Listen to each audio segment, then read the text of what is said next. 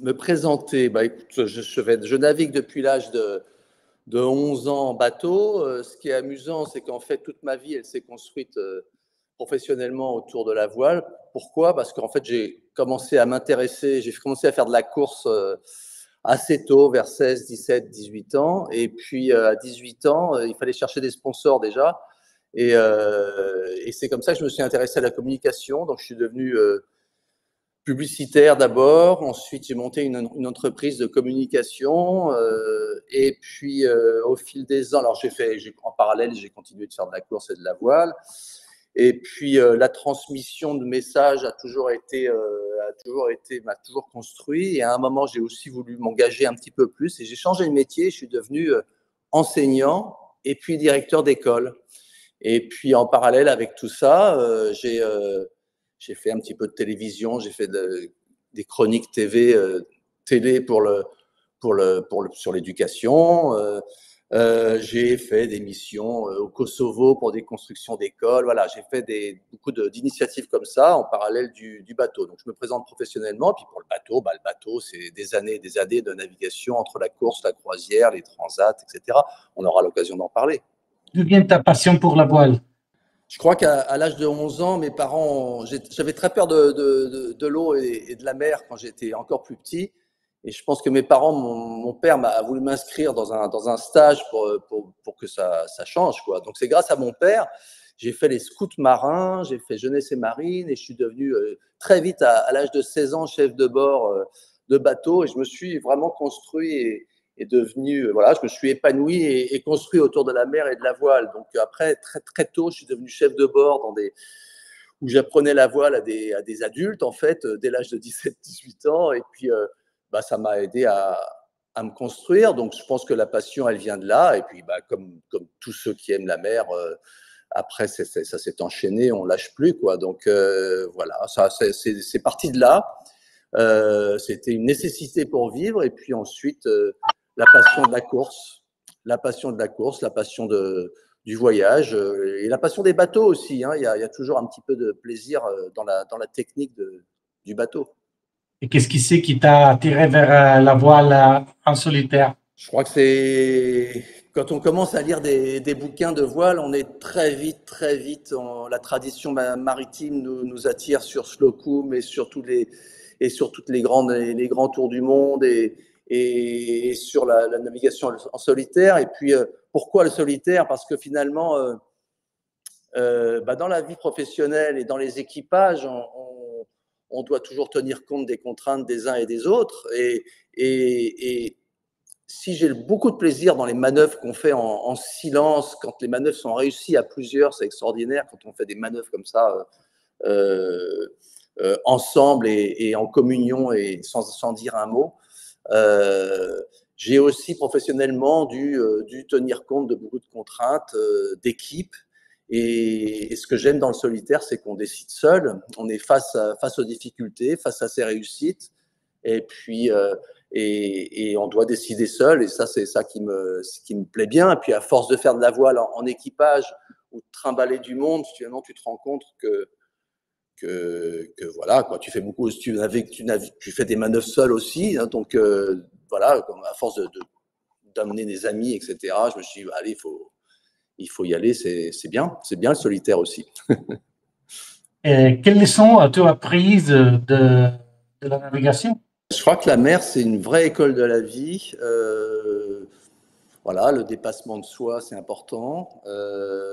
La maîtrise des choses, ne pas s'affoler, contrôler ce qui se passe. Dans les situations de mer et de montagne, on peut être surpris par la météo, surpris par le bateau, surpris par des réactions des uns et des autres. Et, euh, et j'aime bien ce sentiment de sagesse qu'on a au moment de contrôler ce qui se passe. Alors, c'est pas toujours sage, ça peut arriver que ça soit la panique à bord, mais non, justement, il y a pas. J'aime bien ce moment où finalement, même quand tout est compliqué à bord, quand on part à la bâtée avec un spi, il y a toujours un moment où il faut se reprendre et rester concentré sur la situation et sur une forme de contrôle et de sagesse qui me plaît Donc ça, c'est, je trouve, une bonne école de, voilà, aussi dans la vie dans les écoles, dans la vie dans les entreprises, hein, voilà, c'est une bonne qualité qu'on peut développer. Et puis bien sûr, le voyage, la découverte, le rêve, il y a toujours des moments en mer où on a des moments de pause, de calme, et on regarde à l'horizon, et l'envie de partir loin, l'envie, voilà, ça c'est quand même important. Et puis le bateau, la voile, le réglage, le plaisir de la technique, les poulies, l'évolution de la technologie depuis des années. C'est passionnant en fait, c'est passionnant. As-tu un héros, une héroïne de la voile? Mais moi je suis français, donc forcément Tabarly de ma génération a été important, hein. C'est lui qui a inventé quand même beaucoup de choses dans la voile moderne. Il arrive dans les années 60, on était tout petit, je ne le connaissais pas évidemment, puis après je l'ai rencontré dans les années 70-80, quand il s'agissait quand j'étais encore ado. Bon, voilà, c'est quelqu'un qui a vraiment inventé la voile moderne sur plein de sujets. Et puis derrière, j'aime bien des gens comme Philippe Poupon, parce qu'il a un peu la même trajectoire que moi. J'en ai pas fait autant, mais en tout cas, il est passé de la course et il est allé sur un bateau d'expédition, et on en parlera tout à l'heure peut-être, mais c'est un bateau d'expédition que j'ai mis en construction, donc je suis un peu sur la même trajectoire. Puis j'ai envie aussi de citer Loïc Perron, parce que Loïc Perron, c'est plus ma génération. Et lui, il a apporté de la communication, il a apporté un peu d'humour, un peu de passion, et encore aujourd'hui, il est assez fascinant. Je pense que tous ces gens-là n'aimeraient pas qu'on parle d'eux comme des héros. Et puis, je vais te citer quand même des jeunes, parce que j'ai bien aimé la nouvelle approche de Cole Brouwer dans la dernière Global Solo Challenge, et Clarisse Kremer. En fait, j'ai bien aimé ces filles parce qu'elles ont apporté un peu moins de masculinité. Elles ont montré voilà, elles ont montré des fragilités, des faiblesses que les hommes ne montrent pas. Et je pense qu'elles apportent quelque chose de très important pour nous aussi, les hommes, et notre génération. Et j'aime bien ça. Mis à part le côté réseaux sociaux et évidemment le sens de la com, mais c'est pas ça. Elles apportent quelque chose d'un peu plus humain dans la voile que moi, ma génération, on a un peu moins mis en avant. Il fallait toujours être un héros, justement. Tu me posais la question d'un héros. Voilà. En fait, on n'est pas des héros. Moi, si tu me demandes de mettre la main on a un jeu en France qui s'appelle Fort Boyard, où il faut mettre la main dans une boîte avec des araignées, et ben, je ne mettrai pas la main dans une boîte avec des araignées. Donc, voilà. Donc, je ne suis pas un héros. J'aime la voile, c'est tout. Quel est ton plus beau souvenir en mer? Alors, ça, c'est facile comme tout, ça. Ça, c'est à l'âge je sais pas, j'ai 15 ans. J'ai 15 ans. C'est mon premier bateau de croisière.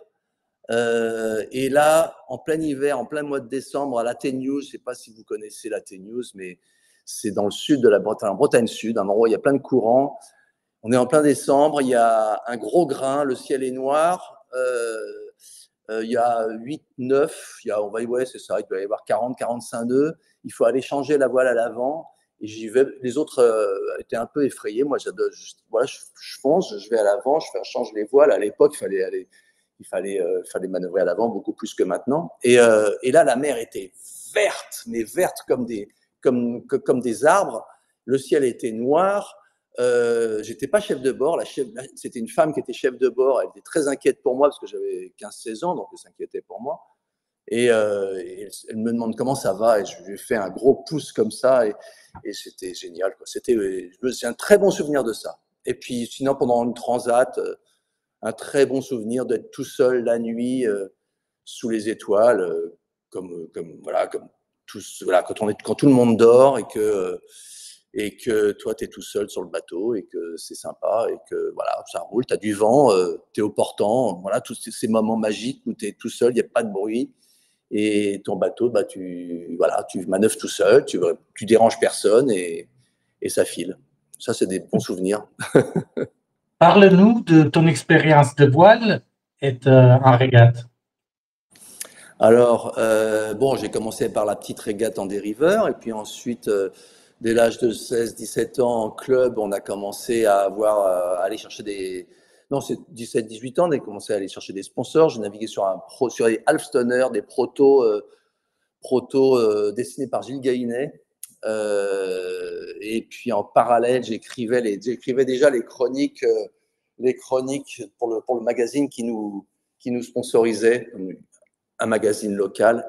Donc là, c'était les premières régates entre trois bouées. Et puis, jusqu'à l'âge de 30 ans, régate, croisière, croisière, régate, régate, croisière. Après, sur un Beneteau, sur un bateau chantier, un First 50, les championnats du Rock en Manche. Ensuite, un X-Yacht.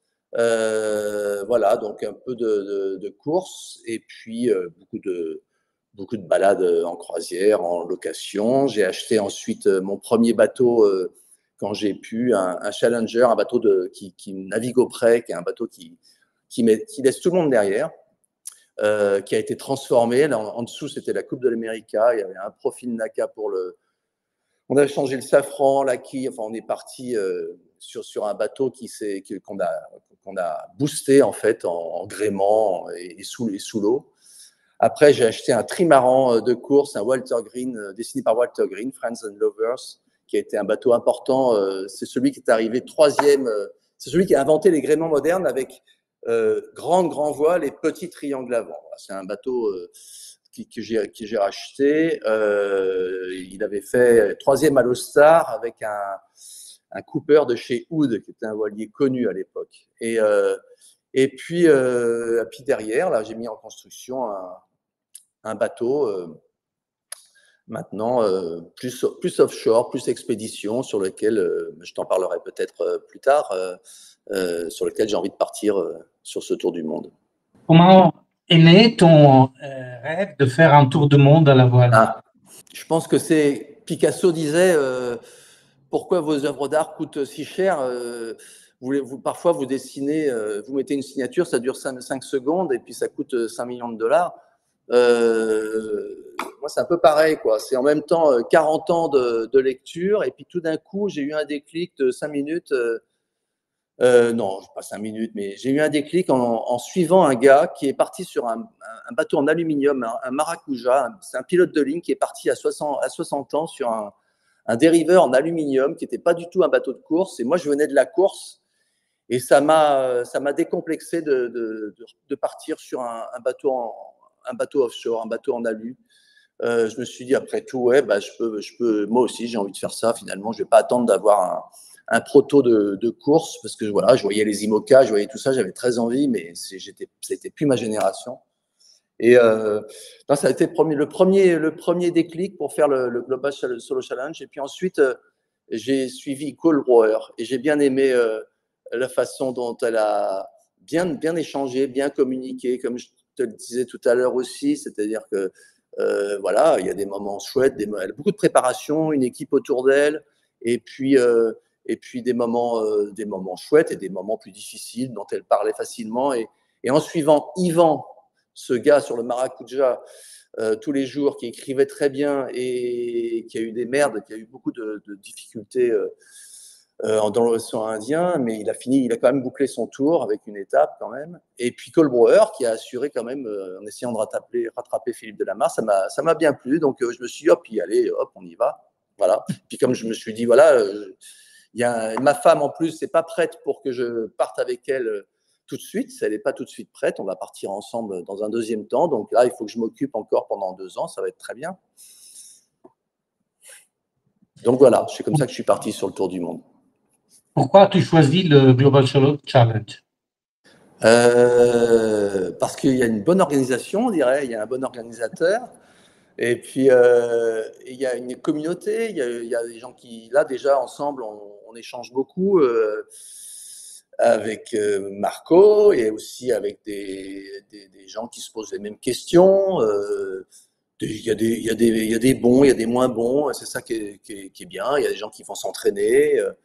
Il y a des gens qui vont peut-être pas le faire, il y a des gens qui vont le faire, mais avec tout ça, il y a une bonne communauté qui échange bien. Je pense que c'est important, voilà, si on part ensemble, et si on se rattrape les uns les autres, je pense qu'avec mon bateau, je pense que je vais plutôt partir devant et que les petits jeunes vont me rattraper sur les classes 40. On verra. Mais bon, c'est aussi une source de sécurité, hein, savoir de partir sur une course où on est plusieurs en mer. Il ne faut pas compter sur eux, mais en tout cas, voilà. Mais si ça n'existait pas, je serais parti tout seul. Comment comptes-tu te préparer pour ce défi? Alors, j'ai déjà commencé. J'ai déjà commencé parce que dans la construction de mon bateau, il y a des points que je travaille déjà avec le chantier. Et puis, sinon, j'ai commencé aussi en préparation physique à reprendre un petit peu la forme physique avec un coach et puis tout seul. Je fais de l'apnée pour pouvoir aller plus facilement réparer, dégager mon hélice ou autre chose sous l'eau. Et puis, voilà, je compte préparer d'abord en créant, là, actuellement, on construit une équipe. J'ai du monde avec moi, des amis, des gens qui ont couru aussi. Je pense qu'il faut absolument, enfin, je pense que le secret, c'est la préparation. Donc, la préparation du bonhomme et la préparation du bateau. Donc, pour ce qui est de la préparation du bateau, dès qu'il va être mis à l'eau, j'ai tout l'hiver pour bricoler et mettre. Voilà, il y a plein de choses à faire sur le bateau. Il sera tout neuf. Ensuite, naviguer, s'entraîner. Et puis recommencer à nouveau une préparation, modification, redépart, on repart encore. On va faire cette boucle-là. Il faut que tout devienne automatique. Il faut que ce qui doit casser casse. Et puis on va essayer de mettre des procédures en place de réparation aussi en termes d'électronique et d'électricité. J'en parlerai peut-être plus tard. Mais en tout cas, la préparation du bateau, c'est pas tout seul. C'est pour ça que je dis toujours, c'est pas un projet solitaire que je mène. C'est vraiment un projet avec une équipe qui va aussi m'accompagner. Alors, on n'est pas des professionnels, hein, on va faire ça sérieusement, mais voilà, je m'entoure des meilleurs. Je m'entoure d'un ami qui va être directeur du projet, on va dire, quand je serai en mer, et qui sera mon contact aussi. Et puis, avec un préparateur de bateaux en électricité et électronique qui est déjà dans des teams d'IMOCA et qui a envie de m'accompagner aussi. Donc, ça, c'est sympa. Et puis après, tout ce qui va être imposé par l'organisation, hein, les stages de survie, les préparations médicales, pouvoir être autonome. Dans l'équipe, j'aurai aussi un médecin avec qui je peux être en contact, c'est important. Donc un bateau bien préparé, un bonhomme préparé aussi physiquement et mentalement au fur et à mesure. J'ai ma femme qui est coach, elle n'est pas coach mental, mais elle va m'aider, les enfants. Et puis j'ai un ami qui était entraîneur de tennis et je pense qu'il pourra aussi, au moment où j'aurai des coups de blues, parce qu'il y a 3 trucs qui ont pété en même temps et que c'est la merde, eh bien à ce moment-là, j'espère bien compter sur moi, mais aussi appeler peut-être. Et puis qu'on me rebooste le moral à un moment ou à un autre. Ouais, c'est une équipe, c'est important, je crois. Quel sera, selon toi, le plus grand défi dans tout ça? Pour moi, le plus grand défi, il n'est pas tellement. Enfin, je ne veux pas paraître prétentieux en disant que ce n'est pas sous l'angle marin. C'est-à-dire qu'en fait, je me sens à l'aise sur tout ce qui va être voile, réglage. Le plus grand défi pour moi, il est technique, c'est-à-dire en fait l'électricité, l'électronique, l'énergie. Aujourd'hui, un pépin, il ne faut pas que ça soit un problème. Mais un pépin électronique, c'est comme dans les bagnoles, dans les voitures aujourd'hui, on ne sait plus les réparer. C'est un peu pareil en bateau, on a de plus en plus d'électronique et d'électricité, et je ne veux pas être dépendant de ça. Donc, je me suis fait une préparation diesel, une préparation électrique déjà, et puis on va continuer. Le gars qui m'accompagnera dans l'équipe, on va tout démonter, tout vérifier, qu'ils connaissent aussi bien que moi les circuits. Et que voilà, donc je veux pouvoir ne pas bloquer sur de la technique, quoi. Donc moi, mon défi, c'est celui-là. C'est pas tellement, bien sûr qu'il y a un défi il y a bien sûr qu'il y a un défi de faire un tour du monde en solitaire et d'aller dans les 40e ou dans du gros temps. Mais celui-là, bon, on sait s'y préparer, je crois. Enfin, on sait. Voilà, celui-là, je l'ai mentalisé, je l'ai pensé. Donc moi, mon défi, il est plus technique. Je veux absolument contrôler l'électronique, l'électricité, le diesel, voilà, et l'énergie de manière générale. Et quelle est ta plus grande peur sur un projet comme ça? La défaillance technique, mais aussi, évidemment, j'ai déjà connu une belle déferlante qui nous avait déjà couchés, donc forcément, on parlera tout à l'heure du bateau, mais ouais, être couché, c'est une chose. Être couché par une déferlante, c'est une chose. Par contre, oui, il faut que le mât tienne, quoi. Donc, ouais, la plus grosse inquiétude, ça peut être celle-là. Et la deuxième grosse, voilà. Après, l'inquiétude, ça sera la défaillance technique. C'était quoi la question? C'était quoi ta question, Marco? J'ai oublié déjà. Ta plus grande peur? Ah ouais, c'est pas une peur, mais oui, ma plus grosse peur, c'est que j'ai plus de pilote, que j'ai plus que l'électricité tombe en rade et que je sois en difficulté techniquement. Mais voilà, c'est pas une peur. Enfin, c'est une peur aujourd'hui qu'il va falloir que je construise pour que ça devienne quelque chose de contrôlé, de maîtrisé quand je partirai. Je dis souvent le plus difficile, c'est de partir. Donc c'est la préparation. Une fois qu'on sera parti, le plus difficile, ça sera de revenir, mais déjà partir. Comment gères-tu la solitude et la pression mentale? Elle ne m'inquiète pas trop, celle-là. Je suis quelqu'un d'assez solitaire. En même temps, je suis capable d'échanger, mais je suis capable ça va, je m'entends bien avec moi-même pour tout ce qui est bateau et mer. Euh,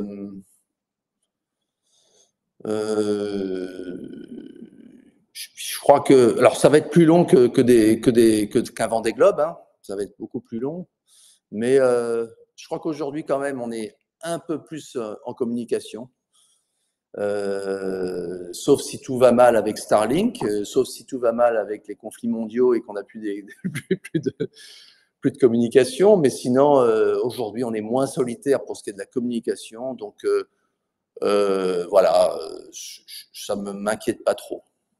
Quel rôle joue ta famille et ton équipe dans ce projet? Ah, ça sera essentiel. Ça sera essentiel sous l'angle technique, sur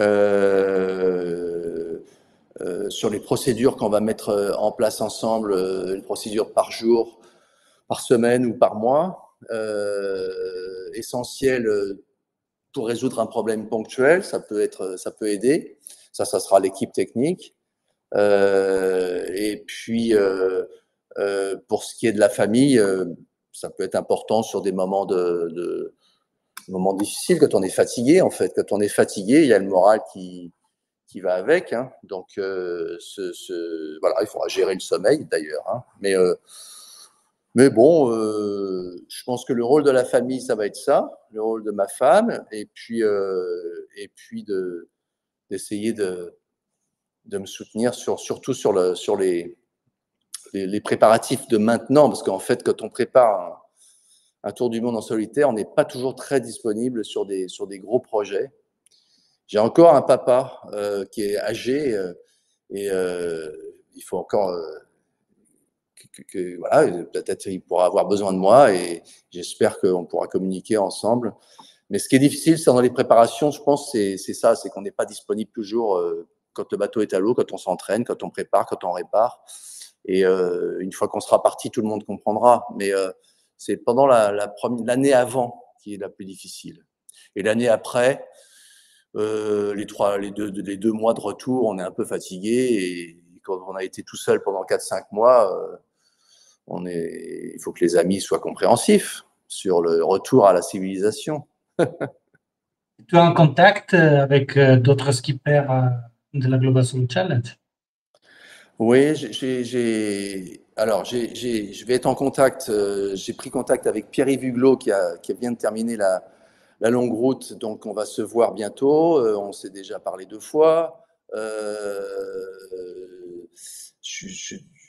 on parlera du bateau tout à l'heure, mais il y a des petites choses il a une bonne expérience. Il a fait 2 tours du monde, donc ça m'intéresse. Je veux reprendre contact aussi avec Yvan sur son Maracuja, parce que c'était un dériveur, et que moi, mon bateau sera un dériveur, donc ça m'intéresse de parler avec lui. Et puis, justement, dans la communauté du Global Challenge, au fur et à mesure, on va voir qu'il y a des gens qui ont de l'expérience, dont l'organisateur quand même. Donc, on va écouter les conseils. Bon, je pars sur un bateau quand même très solide. Hein. Est-ce que la dimension communautaire est importante pour toi? Bah, du coup, oui. J'ai pas envie d'être trop. J'aime pas les échanges inutiles. Bah, je viens de la génération Tabarly, hein, donc je vais plutôt avoir des échanges pratiques et techniques avec mes collègues. Mais il faut que ça soit sympa.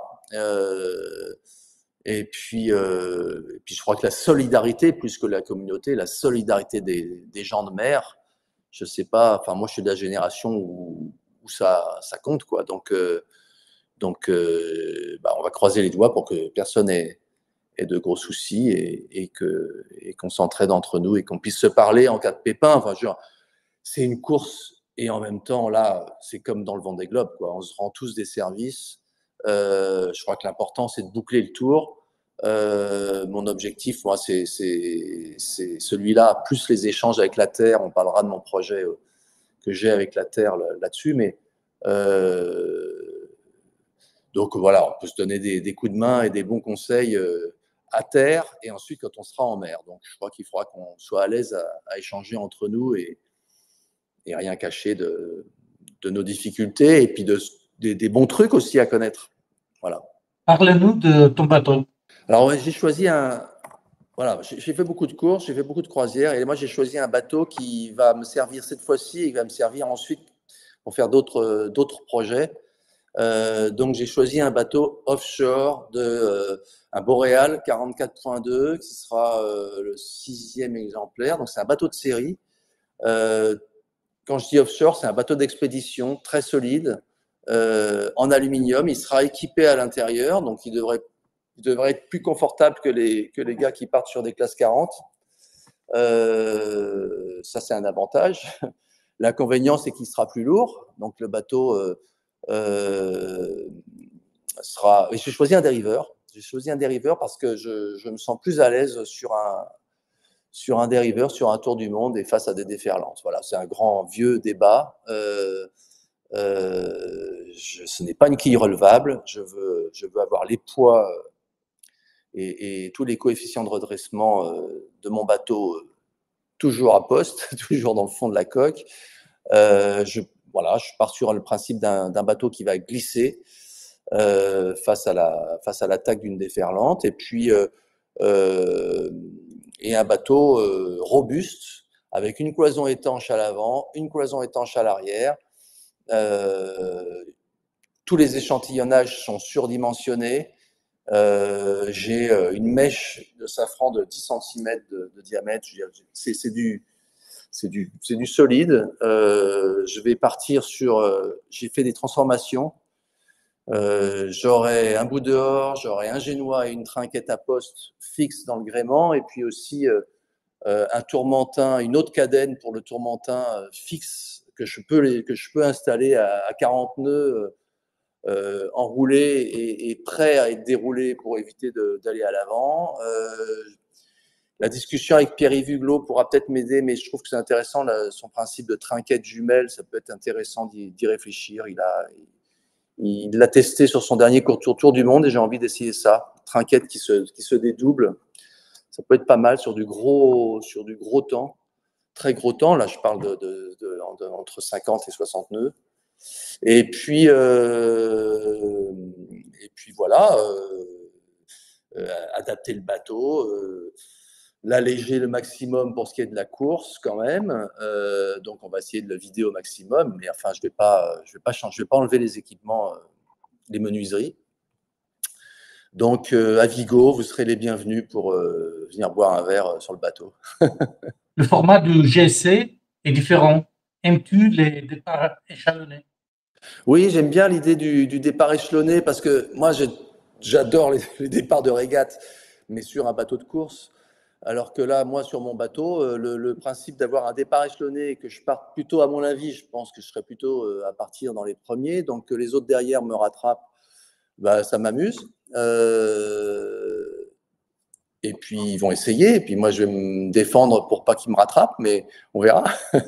Euh, oui, j'aime bien. Ça c'est bien adapté à mon projet, en fait, le départ échelonné. C'est un peu embêtant pour les partenaires et les sponsors. C'est moins intéressant pour ça, et aussi bien pour le départ que pour l'arrivée. Mais bon, voilà, après, c'est un principe original et c'est le plus de cette course aussi. Et c'est une course, c'est un rallye, je sais pas, c'est une expédition, c'est une aventure et ça répond assez bien. Je trouve que le concept du départ échelonné va avec le concept de la course. Est-ce que tu as dû faire des modifications au bateau pour le GSC?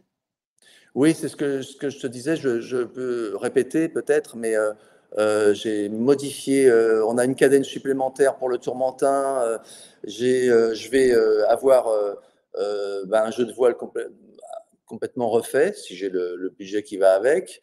Comme ça, je garde mon jeu de voile croisière pour après, pour les expéditions, et là j'aurai un jeu de voile pour la course. Euh, Alléger un peu l'intérieur, avoir deux pilotes, deux vérins de pilotes. Enfin, j'aurais vraiment ce qu'il faut. Sûrement deux dessalinateurs. J'ai déjà le dessalinisateur. J'en aurai sûrement un deuxième.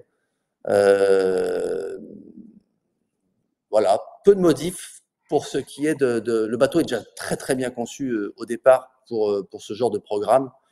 Donc après, c'est juste un peu augmenter les échantillonnages, de l'accastillage, vérifier tout ça, refaire le matelotage. C'est tout ce qu'on va faire là sur l'année de préparation, mais c'est pas rien de structurel réellement. As-tu déjà trouvé le budget pour faire le GSC? Alors, je pars sur un projet qui est autofinancé quand même, c'est-à-dire que je finance mon bateau moi-même. Donc, c'est le projet d'une vie. Et je vais compléter ça avec des partenaires. J'ai des bonnes touches. J'ai envie de développer un projet dont je vais te parler peut-être ensuite, mais où j'ai envie de développer tout un écosystème autour de l'éducation et autour de ma ville, entre Boulogne et La Rochelle. Il y a quelque chose à faire. Je serai le premier directeur d'école qui va partir faire un tour du monde en solitaire, premier enseignant. Bah, j'ai hâte de te parler de ce projet. Mais les partenaires, les partenaires vont tourner autour de ce projet aussi, et c'est ça qui va les intéresser. Je vais être dans la communication beaucoup aussi, j'espère, et échanger au milieu de l'océan Indien, au milieu du Pacifique. C'est un projet, si tout fonctionne bien. Tu pensais à demander le soutien du public? Oui, oui, oui. En fait, j'ai un projet autour des écoles. Et donc, forcément, il y aura les familles des classes qui vont suivre derrière. Et je ne pense pas demander un soutien financier, mais je crée une association pour organiser le projet. Elle est en cours de constitution actuellement. Et il y a déjà plein de gens qui sont partants et des enseignants et des familles. Donc, le soutien, il va être non pas financier, mais, euh, mais sur les relais, en fait. Par exemple, pour tout ce qui est réseaux sociaux, je suis sûr qu'on peut se faire aider par voilà, des youtubeurs qui font partie de ma vie professionnelle. Donc, on va faire ça. J'aurai une équipe resserrée et puis une équipe beaucoup plus large autour du projet qu'on va développer. Qu'est-ce que tu penses du choix de Vigo comme port de départ? Ça te plaît? Alors, j'aurais adoré partir de La Rochelle parce que c'est ma ville de cœur avec Boulogne-Billancourt. Mais Vigo, je comprends le choix de Vigo, c'est un port voilà, bien protégé, où il y a apparemment toute une logistique derrière. On va pouvoir préparer.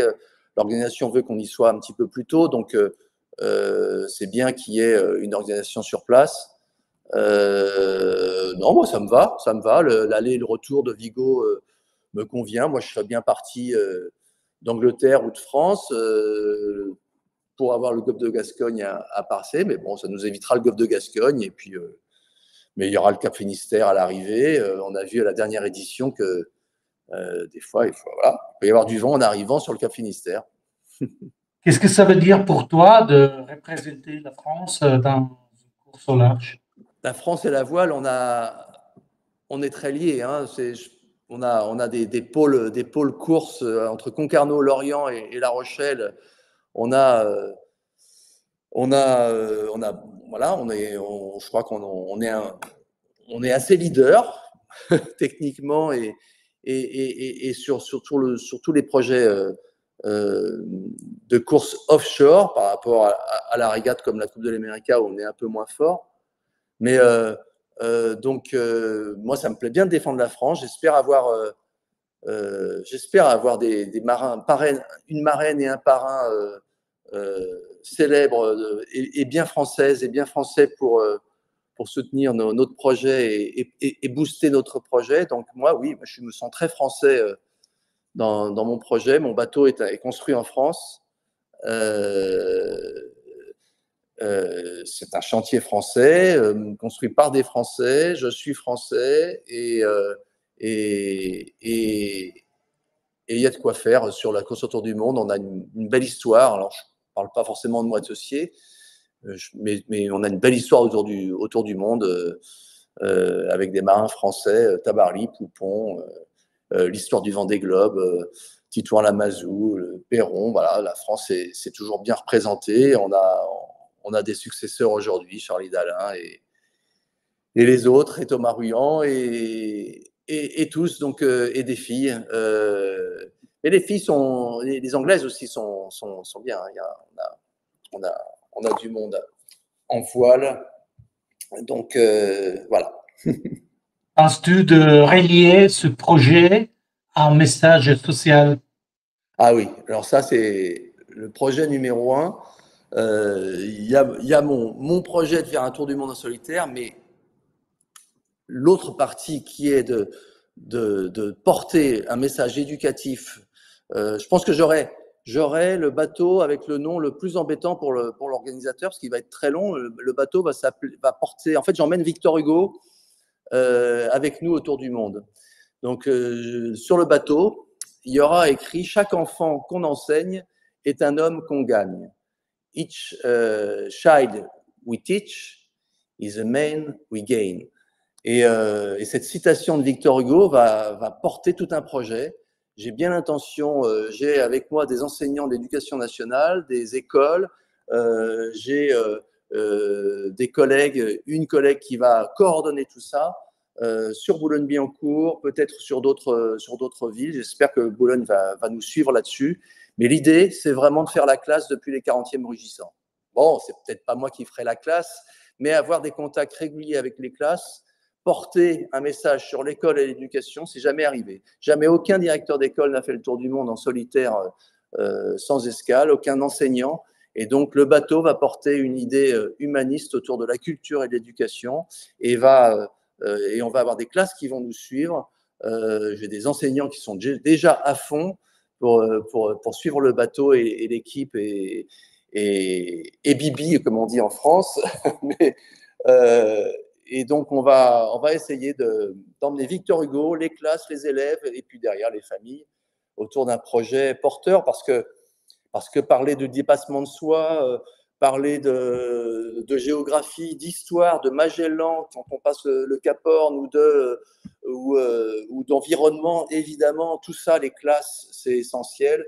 Et puis un message aussi important, c'est que c'est important dans les classes, il y a toujours les bons et puis il y a les moins bons, comme on dit, comme les gens disent, parce que nous, les enseignants, on ne dit pas ça.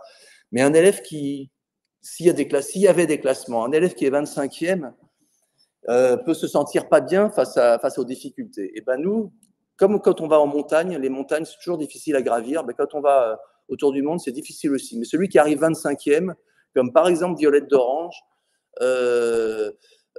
quand on arrive 25e d'une course, comme une course autour du monde en solitaire, bah, c'est une réussite. C'est-à-dire qu'on a bouclé la boucle.